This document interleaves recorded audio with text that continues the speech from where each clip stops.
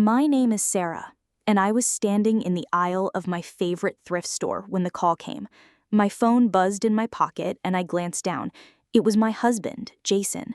We had been married for 13 years, and though things hadn't been great recently, I still loved him. Or maybe I loved the version of him I married. I answered, expecting something mundane. Maybe he needed help with the thermostat again or locked himself out. Instead, his voice was cold, clipped. "Hey, just wanted to let you know I'm divorcing you."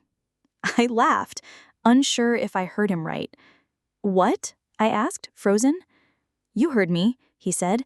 "I've filed the paperwork. And by the way, I've already sold the house." My heart stopped. "You sold the house? Without telling me?"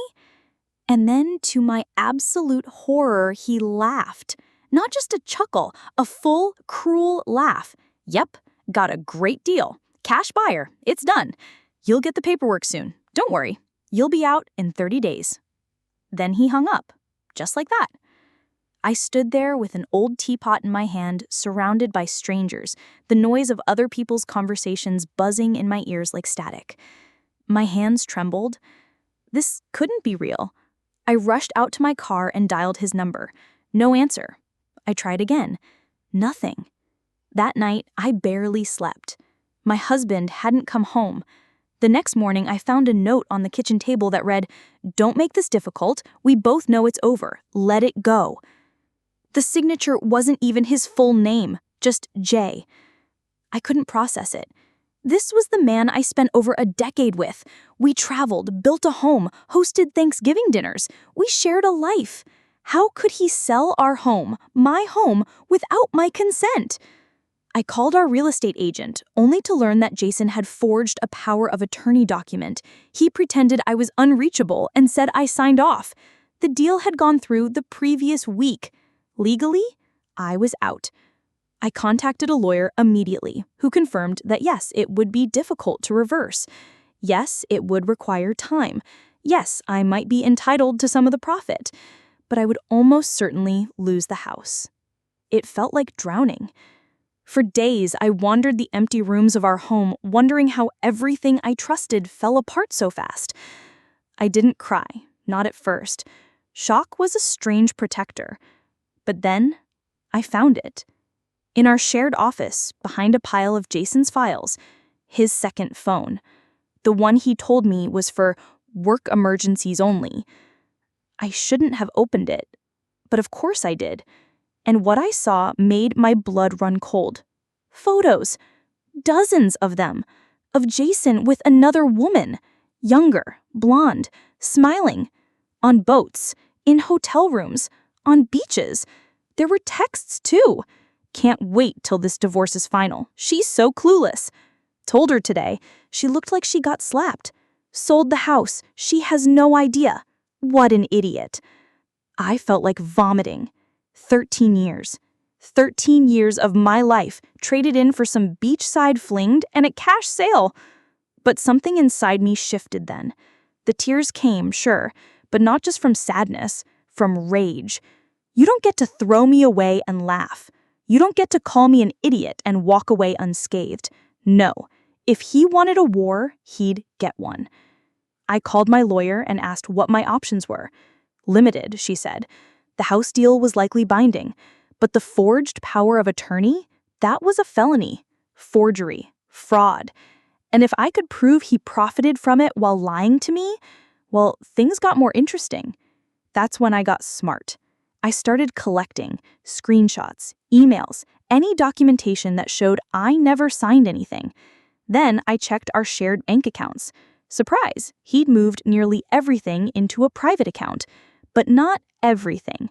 A few automatic deposits had hit the joint account just days before the sale finalized. It was a breadcrumb, and I followed it. With my lawyer's help, we subpoenaed the buyer's paperwork. There it was, my signature.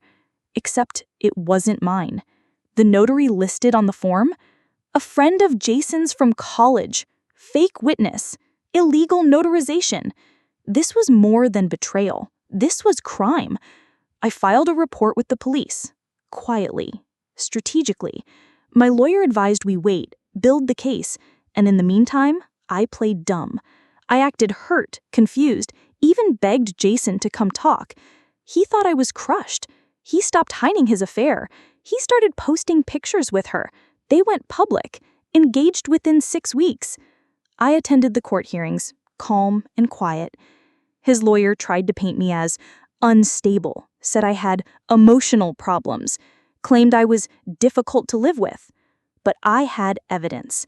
And when my lawyer presented the notarized documents next to my actual signature, the courtroom shifted.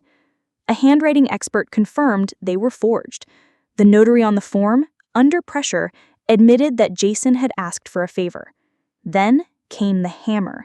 Not only was the home sale declared fraudulent, but Jason was now facing charges. Real, criminal charges. The buyer backed out when it became a legal mess. The house?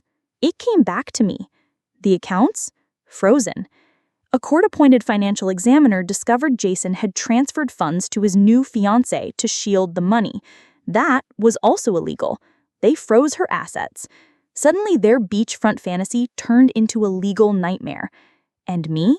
I got everything. The house, the money, even damages. Jason was ordered to pay my legal fees and restitution. But it wasn't about the money. It was knowing I wasn't the fool he thought I was. The last time I saw him was outside the courtroom. He tried to speak to me, to explain. He said, "I didn't mean for it to go this way." I looked him dead in the eye and said, "You laughed, Jason. Remember that? You laughed." Then I walked away. I moved out of that house a month later, not because I had to, but because I wanted to. I bought a cottage 2 towns over, overlooking the hills. Peaceful. Mine. Completely mine. I started a small garden, joined a book club, and adopted a dog, a golden retriever named Lucky. Every so often, someone from our old circle asks me what happened. I just smile. Let's just say, don't underestimate a woman with receipts. Jason, he took a plea deal. No jail time, but his record is tarnished. His fiancée left him once the money dried up. I heard through the grapevine he's living in a rental, trying to start over. I don't wish him well. I don't wish him harm either. I just don't wish anything, at all. That chapter is closed. For good. You know, people say divorce is devastating, but sometimes it's deliverance. Sometimes it's the moment you wake up and realize the life you were fighting for wasn't worth saving. Sometimes the betrayal is the best thing that ever happened to you, because it teaches you who you are. It shows you what you're capable of. I never thought I'd be the kind of woman to fight back, to win, but I am, and I did. So if you're reading this and someone just pulled the rug out from under you, remember this. It's not over until you say it is. Get your ducks in a row. Get your evidence. Get your power back. Because they might think they've won when they walk away laughing, but they always forget one thing. The quiet ones, the ones they underestimate, we're the ones who strike hardest when the time is right. And when we do, we don't miss.